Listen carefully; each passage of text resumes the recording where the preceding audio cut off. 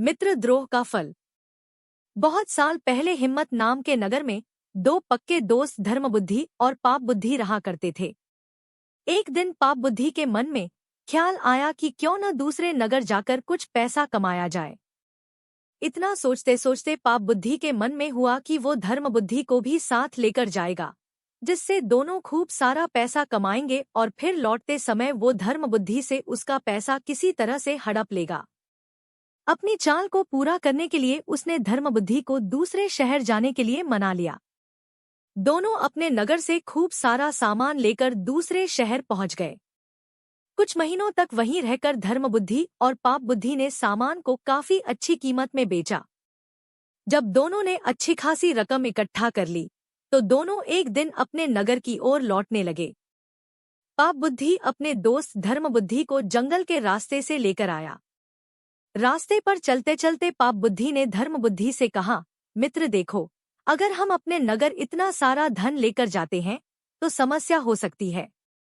चोर इसे चुरा सकते हैं, लोग हमसे जलन का भाव रखने लगेंगे और कुछ उधार भी मांग लेंगे। ऐसे में बेहतर होगा कि हम आधा धन इसी जंगल में छिपा देते हैं।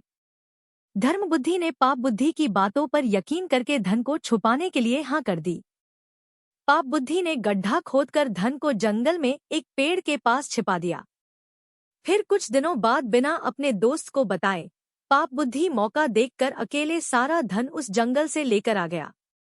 समय बीतता गया और एक दिन धर्म बुद्धि को पैसे की जरूरत पड़ी तो धर्म बुद्धि सीधे अपने मित्र पाप बुद्धि के पास गया और कहने लगा, मुझे पैसों की जरूरत है, जंगल से पैसे निकाल कर ले आते हैं।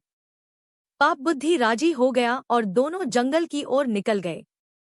जैसे ही धर्म बुद्धि ने गड्ढा खोदा तो वहां पैसा न देखकर चौंक गया। इतने में ही पाप बुद्धि ने शोर मचाना शुरू कर दिया और धर्म बुद्धि पर चोरी का आरोप लगाया। हो-हल्ला होने के बाद पाप बुद्धि न्यायालय पहुंचा। न्यायाधीश ने सारा मामला सुना तो सच्चाई का पता लगाने के लिए अपनी दिव्य शक्ति से परीक्षा लेने का निर्णय लिया।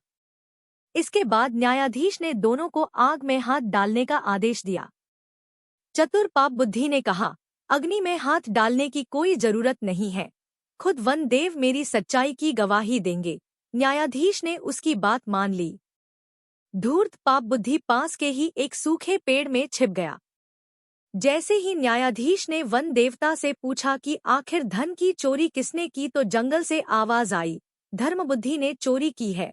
इतना सुनते ही धर्म बुद्धि ने जिस पेड़ की तरफ से आवाज आई उसी पेड़ को आग के हवाले कर दिया। आग लगते ही पेड़ से चिल्लाते हुए पाप बुद्धि बाहर निकला और झुलसी हालात में सारा सच बयां कर दिया। सच्चाई का पता चलते ही न्यायाधीश ने पाप बुद्धि को फांसी की सजा सुना दी और धर्म बुद्धि को उसके पैसे दिलवा दिए। कहानी से सीख, दूसरे के लिए बुरा सोचने वाले के साथ बुरा ही होता है।